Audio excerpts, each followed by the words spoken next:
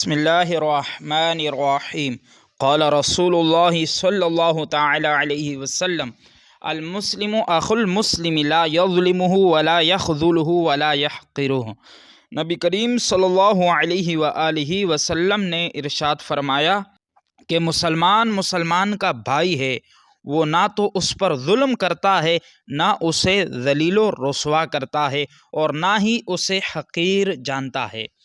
محترم معزز سامعین و ناظرین،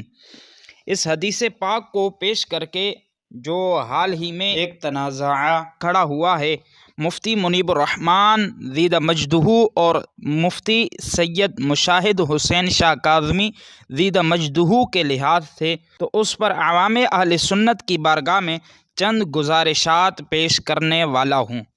سامعین ذی وقار، جب یہ متنازعہ بیان سید مشاہد حسین کاظمی زید مجدہ کا سامنے آیا تو بندے ناچیز نے بھی دیکھا، جس طرح ہر ایک بندے کے ذہن میں یہ سوال آیا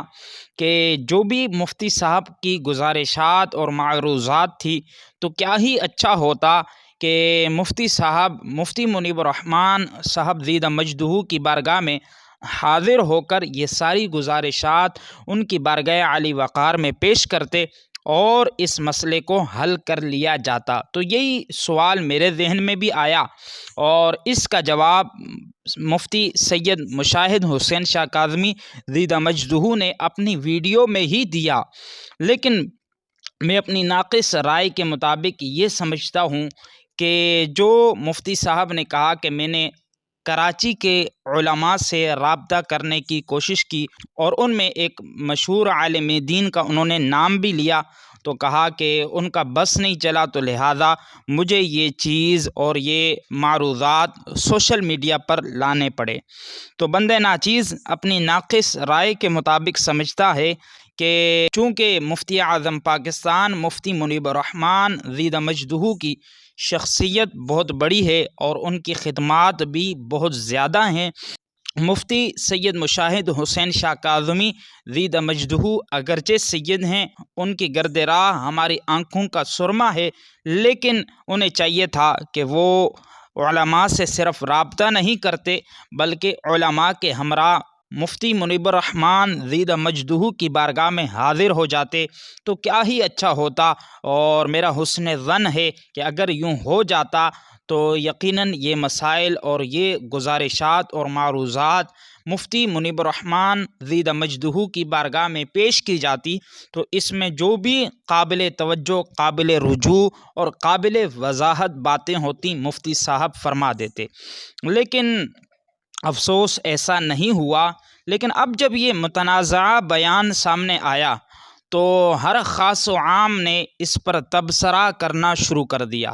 تبصرہ کرنا شروع کیا تو پھر نہ تو کسی کے علم کا لحاظ کیا گیا، نہ کسی کی سیادت کا لحاظ کیا گیا، اور نہ ہی کسی کی عزت و وقار کا لحاظ کیا گیا، جس کے منہ میں جو آیا اس نے اگل دیا۔ تو سامعین ذی وقار، اس لحاظ سے آپ کی بارگاہ عالی وقار میں یہ گزارشات پیش کر رہا ہوں کہ ہمارا اس طرح کا رویہ، ہمارا اس طرح کا طرز عمل یقیناً درست نہیں ہے، یقیناً ہمارا یہ عمل سیرت رسول صلی اللہ علیہ وسلم سے بہت دور ہے۔ اس لیے میں نے آپ کی بارگاہ میں حدیث پاک پیش کی کہ اگر آپ کسی کی اصلاح کرنا چاہتے ہیں تو مسلمان کا طریقہ کار کیا ہوتا ہے؟ نبی علیہ السلام نے ارشاد فرمایا کہ مسلمان کا بھائی ہے، وہ نہ تو اس پر ظلم کرتا ہے، نہ اسے رسوا کرتا ہے اور نہ اس کی تحقیر کرتا ہے، تو لہذا ہمارا اس طرح کا عمل ہرگز درست نہیں ہے۔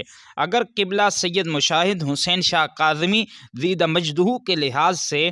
کوئی سمجھتا ہے کہ انہوں نے یہ درست نہیں کیا تو انہیں صرف یہ کہہ کر خاموش ہو جانا چاہیے، لیکن اگر کوئی اس سے آگے بڑھتا ہے،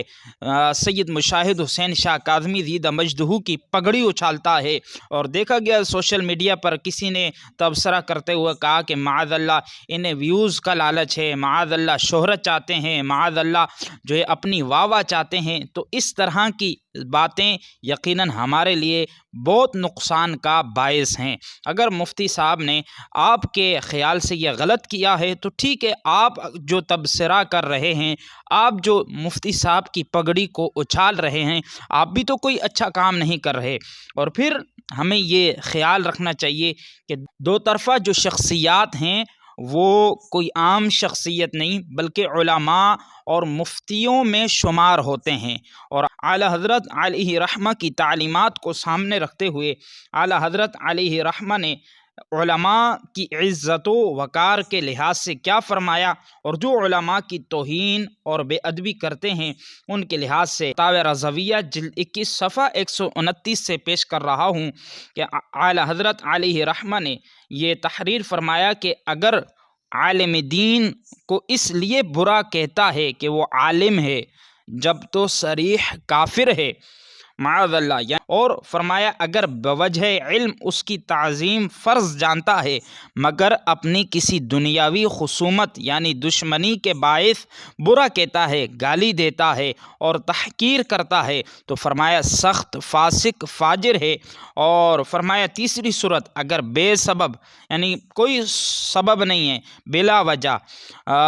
بغض رکھتا ہے تو مریض القلب و خبیث الباطن، یعنی فرمایا وہ دل کا مریض اور ناپاک باطن والا ہے اور اس کے کفر کا اندیشہ ہے، یعنی عالم سے خواہ مخواہ کا بغض رکھنے والا بندے کے لحاظ سے فرمایا کہ ایسے بندے کا تو کفر کا اندیشہ ہے کہ وہ عالم سے بلا وجہ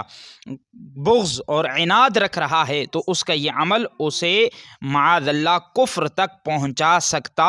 ہے۔ تو معزز سامعین کرام، یہ آپ کے سامنے میں نے اعلیٰ حضرت علیہ رحمہ کی تعلیمات کو پیش کیا۔ تو ہمیں یہاں خیال رکھنا چاہیے کہ ہم اگر کسی کی اصلاح کرنا چاہتے ہیں تو ہمیں اصلاح کرنا چاہیے، نہ کہ اسے معاذ اللہ ذلیل و رسوا کریں۔ مسلمان کا یہ طریقہ کار نہیں کہ وہ اپنے مسلمان بھائی کو ذلیل و رسوا کرے۔ تو جو اصلاح چاہتا ہے تو وہ اصلاح والا طریقہ اختیار کرتا ہے، ہرگز وہ فتنہ و فساد والا راستہ اختیار نہیں کرتا۔ اس لحاظ سے اعلیٰ حضرت علیہ رحمہ نے ارشاد فرمایا مسلمانوں میں بلا وجہ شرعی تفرقہ ڈالنا شیطان کا کام ہے اور فتنہ قتل سے سختر ہے، فتنہ سو رہا ہے اس کے جگانے والے پر اللہ کی لعنت ہے۔